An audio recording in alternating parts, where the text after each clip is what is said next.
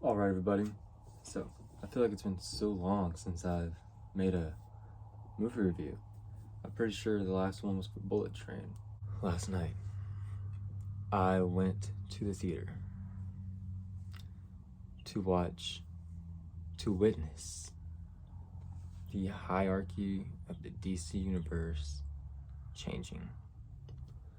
I went to go see Black Adam. That's how he says it. He finally got his movie. He fought for it. Black Adam needs his own movie. I'm gonna tell you one thing. I was not disappointed because DC movies, they're always fun. They're never like crazy good to me like Marvel movies are. I'm talking about the DCEU. The Batman was great. This is the best DCEU movie since Shazam. Ironically, I guess. I enjoyed it. Was it perfect? No. Was it dumb at times? Yes. Did Mr. Dwayne Johnson take the role a little too serious at times? I think so. A lot of smoldering. A couple times, alright dude, loosen up a little bit. It's full of cool characters. I mean, you got the Black Adam, which is awesome. Hawkman was awesome. Dr. Fate was super awesome. And then you got Cyclone and not Black Adam, Adam Smasher there.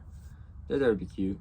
They kind of both get thrown on the team, fresh to the superhero game, and they automatically click pretty easily. Cyclone, her power is wind, and it's really hard to make that cinematic. So her scenes are like almost kind of goofy, but like I feel like that's the way you had to do it. And I don't know what she looks like traditionally, but adding all the purple and green was a good choice if that's not what she usually looks like. Just like, I don't know. I give him an A for effort. Adam Smasher, very cool. He had two of the big crowd streamer moments when it comes to his fighting. Two of the cool things he did. Dr. Fate, man, that is awesome. The stuff they did with him. And there's probably some people out there, well, they just call him Dr. Strange. I think they need to go research it because Dr. Fate did come out first. The only thing is Doctor Strange made it to the big screen first. And it's hard to like not have similarities there because like that's kind of their power. But I thought they did a really good job of making it different though. Hawkman was very cool. The suit looks pretty sick. The first time he suits up, I was like, dude, there you go. But there are times in the movie where it just, I don't know if it's like the angle or something, but the costume did look kind of stupid a couple of times. There's a couple of times it didn't look like it was made out of metal. Like, I'm sure the guy was actually wearing a practical helmet. And it was probably like rubber or something maybe. And like a couple of times that showed. But it's fine. The villain, Sabak, as that was, is just absolutely evil, absolutely satanic. He's even got like the star on his chest. I don't know that character. I didn't know that character. I had not heard of him, but very scary looking. I don't know. He looks like something from a video game to me. Just like the design. He's one of those villains. It's like he's probably gonna be very forgettable because he's not there the whole lot. To be honest with you. He kind of shows up at the very, very end. So, and like, his purpose is just kind of dumb. I mean, it's more complicated than that, and I can't say a whole lot without spoiling anything. These are just some cons here. The con to me is also that I thought it was getting really old. The Black Adam wasn't using the doors. He would just bust through every single wall. And it's like, dude. Because at one point someone said, did they not have doors at your time? And he's like, of course they did. How do you think we got place to place? It's okay, then use one. Some of The Rock's funny lines didn't necessarily land. I did laugh a lot, and I can't think of what it was I was laughing at. But like, it was like, I thought it was genuinely funny. I had a good time. Going back to the hierarchy of the DC universe changing. Do I think this movie is like the DCEU Saviour? I wouldn't say that because like, I don't know, like I said, it has its moments where it's like, I don't know, but there's a lot of cool stuff visually that looked really well. But I think this is paving the path. I don't know like how to explain that. Like it could be like the DCEU Saviour, as in I feel like you've established these new heroes, the Justice Society. They do some tie-ins to some characters that we've seen before.